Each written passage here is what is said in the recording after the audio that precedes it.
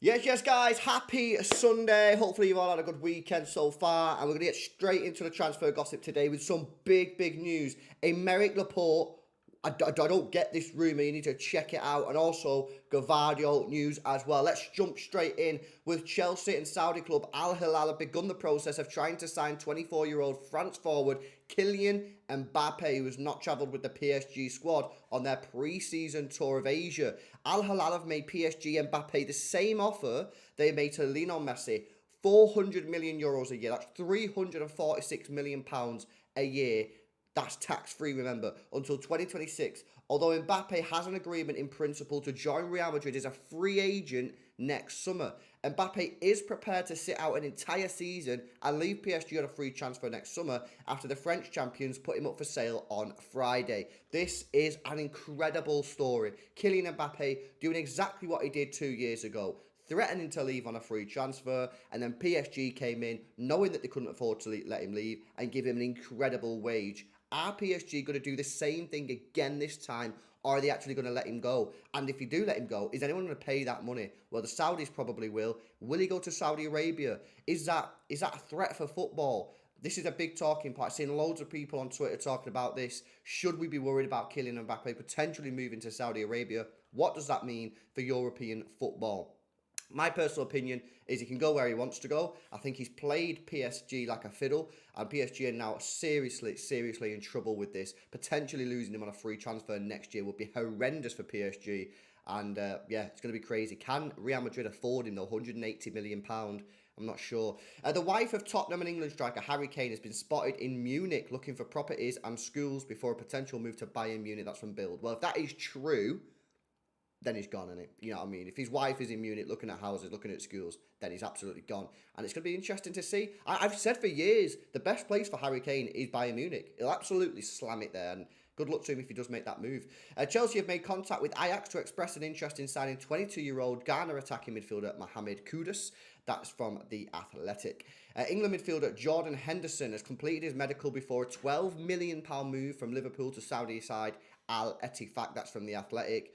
And Liverpool's manager Jurgen Klopp has been promised more signings before the pre-season to replace Henderson, and 29-year-old Brazil midfielder Fabinho, who are poised to join the Saudi Pro League. Spoke about this in length yesterday on yesterday's video. Are Liverpool making a mistake letting Fabinho go, letting Henderson go, and potentially letting Thiago go? There was loads of comments in the comment section, some really strong and good opinions on yesterday's video. My opinion is yes, they will make a move. There's no way you can let Fabinho, Thiago and Henderson go and not replace them. So I think that we'll get them. Who they get though, we'll have to wait and see. Victor Osimhen's contract with Napoli remained at stalemate, opening a door for Chelsea or Manchester United to sign the 24-year-old Nigerian striker. Well, I don't see Man United signing him because they can't afford him. Chelsea probably can afford him. And I think if they get any inclination from Napoli or Victor Osimhen that this deal is possible, I think Chelsea will be all over that, and that could be very interesting indeed. Inter Milan believe it's now impossible to re-sign Romelu Lukaku from Chelsea after the Belgium striker approached rivals AC Milan and Juventus about a potential move. I still kind of flabbergasted as to what's happened here. I mean, I thought Lukaku at Inter Milan was like a sure deal. £40 million, £36 million was the rumoured deal, and it's just collapsed. And I've not really seen as to why it's collapsed. If anyone knows, please let me know in the comment section why this deal has collapsed. But very strange one. This really don't get why this deal has collapsed the way it has. Galatasaray have offered 30-year-old Ivory Coast forward Wilfried Zaha, who was a free agent after his Crystal Palace contract expired, a deal worth £8 million a year. That's from the Daily Mail. Very good deal. Still think he should go to Saudi Arabia though. Uruguay striker Luis Suarez is willing to pay out of his own pocket to leave Gremio and be reunited with former Barcelona teammate Lionel Messi at Inter Milan. That is from ESPN. Seen that yesterday as well. And he's that desperate to go and join Lionel Messi. He's willing to pay his own money, so fair dues. Manchester City, this is the weird one. Well, two weird ones here. Manchester City have been told they must meet Leipzig's £87 million valuation to sign 21-year-old Croatia defender Josko Gvardiol. That's from the Sunday Mirror. Right, okay, let's tackle this one. First of all, if Manchester City don't get this deal done because they're not willing to pay 86 million quid or 87 million quid, then they're fools. We've known for the last 18 months that Leipzig want to make Gvardiol the most expensive defender in world football, and that is £86 million. They've said it. Go on the aggregators, look at the history. They've been saying this for at least 12 months probably 18 months. If Manchester City end up walking away from this deal because they're not prepared to do it, then I don't really understand what they've been doing for the last couple of weeks. Because it's been clear to me, and it should be clear to you, that they were never, ever, ever going to sell Gvardiol for less than 87 million quid. Ever. Because they've been saying it for 12 years and they've been very strict about it. They've sold Slobber's. They don't need the money. You know what I mean? And these release clause next year goes up to, I think, 98 million quid. So I don't really understand what City are doing here. You know what I mean? I really don't. You know the fee. You've known the fee for 12 months. They were never going to negotiate on this fee. They might negotiate on add-ons and all that kind of stuff or payment plan, but they were never going to agree to a lower fee than 87 million quid. So if City end up walking away from this because they're not willing to pay it, I just think they're fools and a bit naive because it's been clear that this is the fee. So that's the first one. The other weird one is this. Crystal Palace are considering a move for Manchester City's unsettled 29-year-old Spanish defender, Aymeric Laporte. That's from Star Sunday. I don't want to hear no moaning from any club in European football about Manchester City's spending or Manchester City's squad, because there's a guy here called Aymeric Laporte, who's 29 years old, has plenty of experience, who's a top centre-half, on his day one of the best in the world, and not one club in Europe is interested. The only interest we've had is from Juventus, and they were saying 30 million euros is too much for him, which is about 25 million quid. I just don't get it. I don't understand why nobody in Europe is trying to sign this guy. It's bizarre. It's weird. It smacks of other clubs in Europe being completely oblivion to talent when they see it. Really, really strange. Don't get it. And if he ends up at Palace, my God, I just think, what has happened there? Why is no one in Europe going for this guy? You could get him out of City for 40 million. It's an absolute steal. Wade, let us know your thoughts in the comments on this one, guys. Manchester United look ready to take up the extra year option on the contract of English right-back Aaron Wan-Bissaka, despite Palace being interested in re-signing him. That's from The Sun. But he's not really had the best of times at United. He's had an alright time, I suppose, but not the best. Is he going to work under Ten Hag? I don't think so.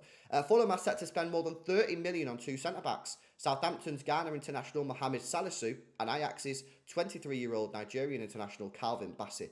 If they pull that off, I genuinely think that is amazing business. 32 million quid for them two is brilliant. It really, really is. Where does that leave Tosin, though? Who knows? Tosin coin in the mud.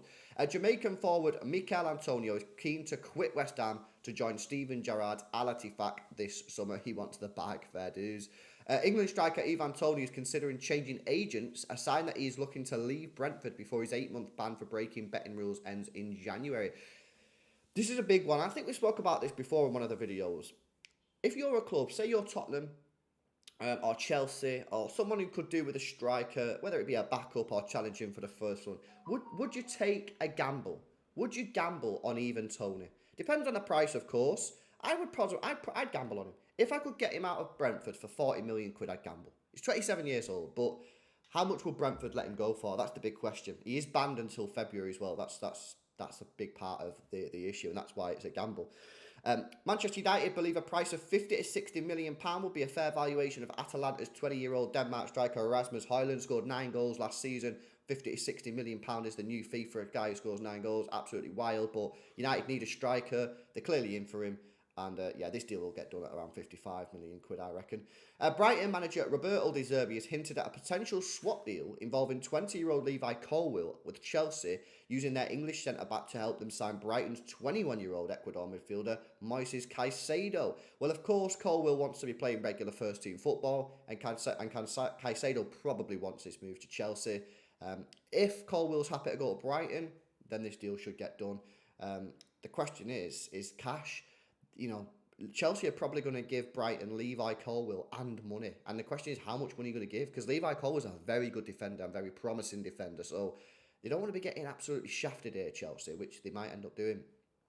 Liverpool are still in contact with Southampton over a deal for Belgian midfielder Romelu Lukaku, and a hopeful agreement can be secured this month. I reckon this deal will get done 50 million quid. I reckon Liverpool are clearly just waiting on Henderson, Fabinho, and maybe Thiago to leave. Good signing. Is this going to mean that Liverpool are going to be playing Romelu Lukaku as the first team CDM? That is a big move. That is a very, very big move. And if it works, City fans are going to be gutted about this. They're going to be really gutted. Southampton have turned down a new approach from Newcastle for England under-21 right-back Tino Livramento. That's from TalkSport. Yeah, the rumours on this, right, was that Southampton wanted 30 million or 35 million. Newcastle walked away. The difficulty is he's a very good, promising right back, and Southampton are going to demand cash. Newcastle, I think, should sign him, but are they going to want to pay 30, 35 million, which is not worth, but you do have the potential tax on there nowadays, as you all know. I think a deal, I think 25 million quid plus 5 to 10 million pound in add-ons based maybe on England caps. Say if he reaches, I don't know, 50 England caps, Southampton get another 10 million. That's a reasonable fee. We'll have to see. But he's a good player, and I think if Newcastle get this over the line, it'd be a very good signing. At Watford, Senegal winger Ismaila Sarr is close on a move to Marseille despite interest from Everton. The transfer would not affect Marseille's pursuit of Sarr's compatriot, 23-year-old Sheffield United forward Iliman Ndiaye. That's from Foot Mercato.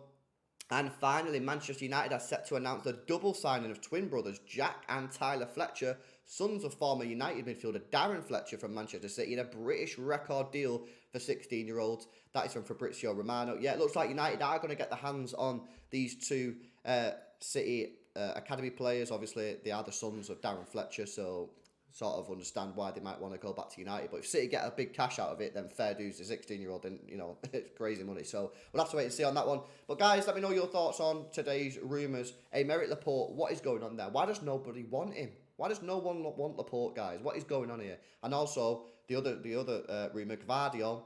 Big, obviously, on this one. I'm getting a little bit frustrated at this. If Manchester City walk away from this deal because they're not prepared to pay 86 million quid, then I don't know why they started the transfer negotiation in the first place. Guys, let me know your thoughts and comments in the comment section below. Smash a like on the video, massive help. Subscribe to the channel as well if you're new, and I'll see you in the next one. See you later.